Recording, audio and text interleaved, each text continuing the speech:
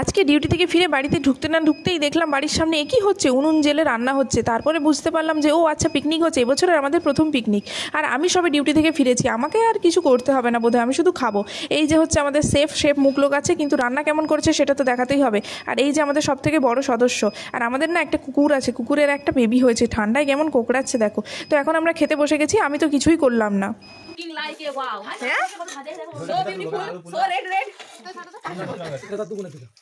তো এখন আমরা খেতে বসে গেছি, ওই যে ও খেয়ে নিচ্ছে, কিন্তু আমাকে এত ঝাল লাগছে যে আমি খেতে পাচ্ছি না, পুরো একদম লাল লাল ডিমের ঝোল হয়েছে। তো তাই আমি বললাম যে আমাকে চাটনি দিয়ে দে, আমি এত ঝাল লাগছে খেতে পারছি না। তো চাটনির মধ্যে একটা বিশেষত্ব ছিল, সেটা হচ্ছে আজকে আমাদের হয়েছে ধনেপাতার চাটনি। মানে আমি তো প্রথমবার খেলাম যে ধনেপাতা দিয়ে চাটনি, তোমরা কেউ কোনোদিন খেয়েছো কিনা জানিও, আর একবার ট্রাই করে দেখো। যাই হোক, খেয়ে দিয়ে নিলাম, তারপর শেষে ছিল পাঁপড় শাকা। তো আপনার চাটনি শেষ হয়ে গেছিলো, তাই বললাম যে একটু চাটনি দিয়ে পাঁপড় তো খেতেই হবে, খুব ভালো লাগে। তো ভিডিওটা ভালো লাগলে like, comment, share and subscribe. Tata.